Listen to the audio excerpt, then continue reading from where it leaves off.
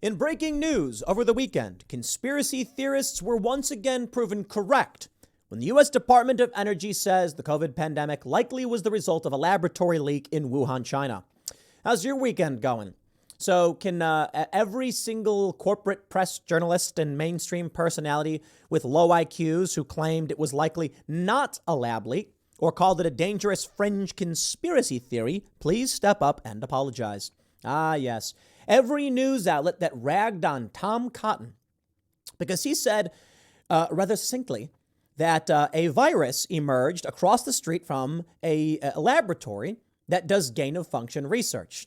And the media said, no, that's crazy. The scientists say it's impossible that a lab leak could have happened. You know what I always found funny about the dismissal of the lab leak theory? They said it was more likely that bat coronaviruses mutated and jumped to humans than humans who are doing experiments on coronaviruses made it more transmissible among mammals or among humans. That is to say, the likelihood that a virus can randomly jump from one species to another is slim to none, but it does happen. The likelihood that a virus engineered in a lab is infinitely greater. Now, I'm not saying there was evidence that this is what happened. I'm saying it is just mathematically more probable that the bioengineering resulted in a virus infecting humans as opposed to all of a sudden and randomly the bats had a virus and it jumped to humans. Granted, both are entirely plausible and the odds are pretty great on either of them. The issue is we actually had witness testimony and statements indicating that the lab leak was circumstantially the most likely culprit. Ah, yes. The New York Times. Here's the news. Lab leak most likely caused pandemic, Energy Department says. Their conclusion, which was made with low confidence, came as America's intelligence agencies remained divided over the origins of the coronavirus. They say new intelligence has prompted the Energy Department to conclude that an accidental laboratory leak in China most likely caused the coronavirus pandemic, though U.S. spy agencies remained divided. The conclusion was a change from the department's earlier position that it was undecided on how the virus emerged. Some officials briefed on the intelligence said it was relatively weak and that the Energy Department's conclusion was made with low confidence, suggesting its level of certainty was not high. While the department shared the information with other agencies, none of them changed their conclusions, officials said. Some officials briefed on the intelligence. Who? What officials? Who are you talking about, New York Times? Even when you get a government agency being like, actually, this one's probably the lab leak, they go, well, officials. Officials are what? Soccer officials? Is that what you did? You went to the local football club and said, I need an official. And the official said, I don't think so. And they wrote it down. That's the game they play. And don't you forget it. You might think it's crazy. No, they wouldn't. They pull this trick all the time in the corporate press. Some officials briefed on the intelligence. What does officials mean? Get out of here with that stuff. Officials would not disclose what the intelligence was. Now, I'll tell you this. Do I trust the Department of Energy? No. I'm just pointing out that I don't know if I have this tweet pulled up. Seamus Coughlin had a really good one. Here we go. Seamus from Freedom Tune says, remember when a never before seen virus sprang up in a city that had a virus factory? And then the media spent 3 years telling you that you were an idiot for not thinking the virus came from a bat? That's about right. Yeah, you're the idiot for not thinking the virus came from a bat because there's a virus factory. Because the NIAID provided funding through the NIH to EcoHealth Alliance to do gain-of-function research in Wuhan, and then a virus sprang up across the street from that lab, and they went, bat soup? Bat soup? You had a paper from the University of Beijing that said that the likely cause, or the cause may have been that bats had bit people and peed on them, and thus the virus jumped. Now, that still plays into the idea that the existing virus was jumping from bats to humans, which is, seemingly rarer, I suppose, but possible. It could have been that they were doing this research. However, how did they do gain-of-function research? Well, thanks to the work of James O'Keefe and Project Veritas, rest in peace, I guess, to Project Veritas, there was a director who worked at Pfizer who was saying that they basically take the animal and they give it the virus, and then when they see certain outcomes, they remove that and then spread that outcome, something like that. I think that's what was said. I could be wrong, so forgive me if I get that one incorrect. And I'll just say right now, I believe that's what the reporting was. That basically what they'll do is they'll take a bunch of monkeys Give one of the monkeys COVID, then, or bats or something. When it spreads around and you have like 10 specimen, and then one starts coughing and the others don't, they take the one that coughs and they put it in another space with more monkeys, so it spreads that particular variant, controlling effectively the mutation of the virus. Very, very creepy. Well, I'd like to play this video for you from The Hill. November 4th, 2021. Let me just play. It's a minute long. Let's play. The preponderance of evidence now points towards this coming from the lab. And what you've done is change the definition on your website to try to cover your ass, basically. That's what you've done. You've changed the website to try to have a new definition that doesn't include the risky research that's going on. Until you admit that it's risky, we're not going to get anywhere. You have to admit that this research was risky. The NIH has now rebuked them. Your own agency has rebuked them. But the thing is you're still unwilling to admit that they gained in function when they say they became sicker. They gained in lethality. It's a new virus. That's not gain of function? According to the definition that is currently operable, Senator, let's make it clear for the people who are listening. The current definition was done over a 2 to 3 year period by outside bodies, including the NSABB, 2 conferences by the... Blah, blah, blah. I'm not here to listen to this guy lie. You all know he lied. We now know, look at that, Fauci trending. He lied. He lied about everything. There was a piece of paper Rand Paul had that said gain of function research being done, and they changed the definition. That was the game being played by Fauci. So let's have a fun little adventure here. We got this tweet from Justin Hart, author of the Gone Viral book, and he said, to repeat, they got everything wrong. You ready for this? Asymptomatic spread, wrong. Transmission to the disease, wrong. PCR testing, wrong. Fatality rate, wrong. Lockdowns, wrong. Community triggers, wrong. Business closures, wrong. School closures, wrong. Quarantining healthy people, wrong. Impact on youth, wrong. Hospital overload, wrong. Plexiglass barriers, wrong. Social distancing, wrong. Outdoor spread, wrong. Masks, wrong. Variant impact, wrong. Natural immunity, wrong. Vaccine efficacy, wrong. Vaccine injury, wrong. Did they get a single thing right? Well, as I often say whenever it comes to stories like this, I am not here to assert. So take the information as you can, and always speak to a doctor about what is right for you. Make sure you get a good one. But they did. They got so much of this wrong. I mean, these Democrats put COVID patients in nursing homes, resulting in their deaths.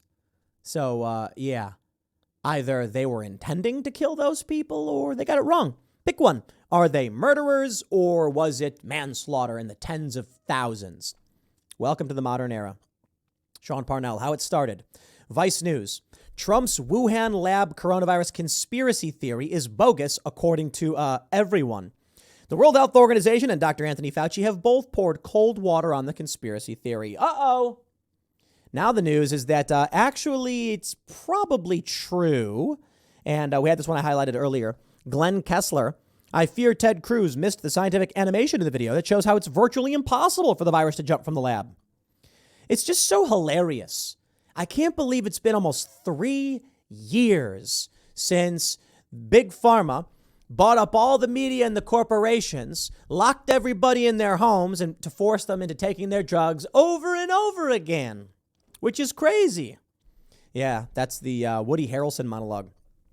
Robert F. Kennedy Jr. says, fact checkers denounced me for promoting vaccine misinformation when I pointed out Fauci's agency owned Moderna patent, stood to make $500 million from jab Fauci developed in his lab, exempted from viable safety testing and liability, and then forced on the public with lies, propaganda, and coercion. What a business plan. The New York Times reports after long delay, Moderna pays NIH for COVID vaccine technique. Hey, that's really weird. They made money off this? February 23rd, 2023? Huh? Here's the story. As Moderna racked up tens of billions of dollars in sales of its coronavirus vaccine, the company held off on paying for the rights to a chemical technique that scientists said it had borrowed from government-funded research and used in its wildly successful shot. But Moderna and the government have now reached an agreement. The company said on Thursday that it had made a $400 million payment for the technique that will be shared by the National Institutes of Health and 2 American universities where the method was invented. Well, that's strange. Sounds like Robert F. Kennedy was right about that one, too. You know, I'm starting to really wonder about the frogs being gay, because at this rate with conspiracy theorists being right about too much, Maybe the frogs really were gay, eh, Alex? No. And we already know that Alex Jones was correct in that assessment, in that, or I should say his actual assessment was pesticides, endocrine disruptors were changing frogs' sexual organs, ovaries, testes, making them hermaphrodites. A later study did claim that atrazine did not do these things. So, okay, sure. But I'm willing to bet we're around the corner from them coming out and being like, well, actually. The payment disclosed in Moderna's latest earnings report represented a small victory for the experts and activists who long argued the company had resisted acknowledging its debt to the government and academic researchers. If pharmaceutical companies are going to make billions of dollars, it seems reasonable that the scientists who helped generate some of the initial intellectual property in the universities also share some of its gains, said Jason McClellan, a structural biologist who in 2017 led efforts to devise the technique in question as a researcher at the Giselle School of Medicine at Dartmouth. A lot of that will now be reinvested for future development and research. Moderna is still locked in a separate high-stakes dispute with the NIH over who invented the central component of the vaccine, the genetic sequence that helps recipients produce an immune response. It's really, really funny because now they're saying not only are they getting paid, but they might actually own more. So, who was right this whole time? I got to tell you, man, the media and the corporate press and quote unquote, the science were wrong about everything. Dr. Fauci can come out and say, you don't need to be wearing 5 masks, just 2. And then the science comes out and says, actually. So I have to wonder about memory. Memory. Memory must not exist for those of exceptionally low IQs. From the Washington Post. Tom Cotton keeps repeating a coronavirus fringe theory that scientists have disputed. Paulina Fierozzi, or however you pronounce Farazi, however you pronounce that name. I love it. February 17th, 2020. This is right before the worst of the worst when it came to the pandemic. Correction, it says. Earlier versions of this story in its headline inaccurately characterized comments from Senator Tom Cotton regarding the origins of the coronavirus. The term debunked and the Post's use of conspiracy theory have been removed because then as now, there was no determination on the origins of the virus. I love how they do that, don't you? How they write a story, then when a year or so later, new information comes out proving that they were the ones who were wrong the whole time, they just change the headline and rewrite history. Well, let me pull up this here for you. Here's the archive, my friends. From the Washington Post, Tom Cotton keeps repeating a coronavirus conspiracy theory that was already debunked. Woo! That's a doozy, Washington Post. That's a doozy, Paulina Fierozzi. You must be dumb as a box of rocks to go back in and change this. They rewrite history. I saw this story about how they're going to start changing books. Wow, man. You ready for that culture revolution? Because it seems to be coming. You're going to go on and you're going to find a digital copy and it will be whatever they want it to be. The history of books will change. You want to know what the scariest thing about the future when it comes to deepfakes? It is not someone making a fake video of Joe Biden being like, I'm going to raise taxes on everybody. No one's going to believe a deepfake like that. We know deepfakes exist. I'll tell you what the scariest thing is. Donald Trump will give a speech and he'll say something like, there were very fine people on both sides, people who wanted to protest that statue coming down, and I'm not talking about the white nationalists or the neo-Nazis because they should be condemned totally. Probably getting that quote wrong, but to a certain degree, I'm close. We know that Donald Trump did not say Nazis were fine people. He said they should be condemned totally. The scary thing about how history will be revised is that someone will make a deepfake where Donald Trump will say something like, and I'm not talking about the Nazis and the white supremacists because some of them should be denounced totally. You see what I did there? All you need to do is take an existing piece of history and alter, using deepfake technology, a very, very simple thing. No one will believe if you change it to have Donald Trump literally just start praising Nazis. I mean, some people probably believe it. But you change it from they should be condemned totally to some of them should be condemned totally. And it's close enough to where the gaslighting would work. And your average person is going to be like, did he say some of them? I thought he said they should be. Well, I pulled it up and listened to it. And he says some of them. I guess he did defend some of those Nazis. Oh, weird. Because if he's not saying all of them, some of them should be. What? You think some of them shouldn't be? My point is this. No one will believe the outright deepfakes. I mean, some people will. But when they can revise history a teeny bit, you'll get 6 different versions of the story with viral videos, and they'll all claim they're true. And how do you prove which one is or isn't? Seriously, how are you going to prove it? Trump will come out and be like, that's not real. They faked that. And they'll be like, it's the video everybody saw. And then what's a judge going to say? Which one's the real one? Good luck. I've already heard of judges saying that deepfakes are admissible because if you can't prove it, what are they supposed to do? It's a video. So if you have a video of someone doing a thing that you fabricated and presented to a court, well, you're committing perjury, you're lying. But unless they can prove it beyond a reasonable doubt, what's going to happen? Where does this video come from? Honestly, don't know. It was sent to our evidence team, and it's very damning, and our defendant is innocent. You can get all the experts in the world to claim it is or isn't a deepfake. Good luck. The reason I bring that up in this context, you see how they changed the headline?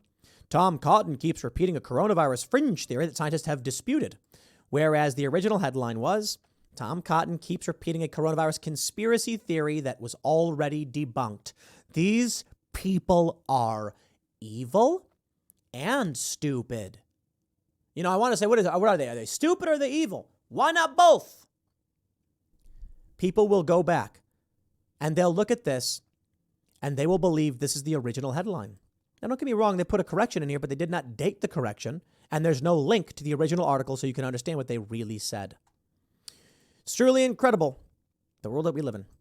The New York Times. Senator Tom Cotton repeats fringe theory of coronavirus origins. Hey, well, how about that? February 17th, 2020. I'm willing to bet. You want to bet that they did something similar with this one? Let's see if I can pull up this one as well. We'll pull up the original article, and we'll see what the New York Times had to say on the day that it was published. They're probably a bit more careful. Here it is. I think that the title is the same. Senator Tom Cotton repeats fringe theory of coronavirus origins. They say, this is the current version. Scientists have dismissed suggestions that the Chinese government was behind the outbreak, but it's the kind of tale that gains traction among those who see China as a threat. Here's what it used to say. In an interview on Fox News, the Arkansas lawmaker raised the unsubstantiated possibility that the new coronavirus originated in a high security biochemical lab in China.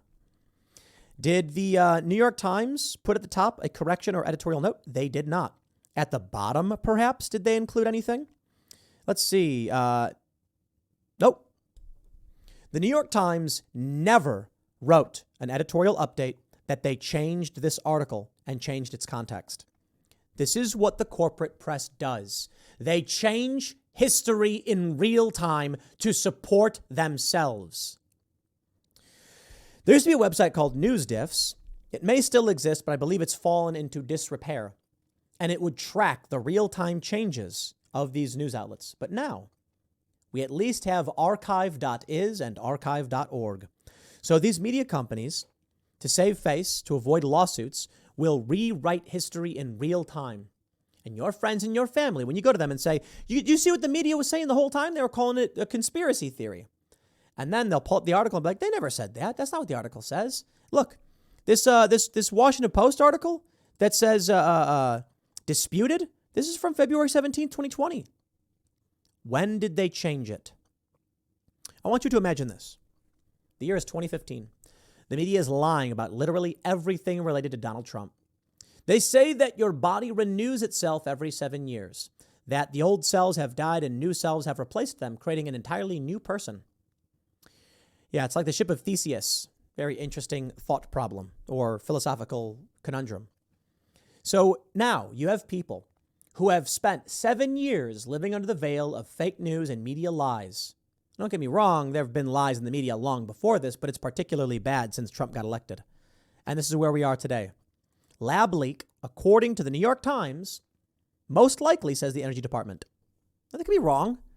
I don't think the Energy Department are the bastions of truth or anything like that. I'm saying it's fascinating that the New York Times, with no official statements, called these conspiracy theories that have already been debunked because the science says. Now, government officials are saying, no, actually, lab leak is probably what really happened. And here comes the New York Times to march in lockstep. I can't tell you what really happened. I think lab leak makes the most sense. But I also think you should consider this. Casus belli.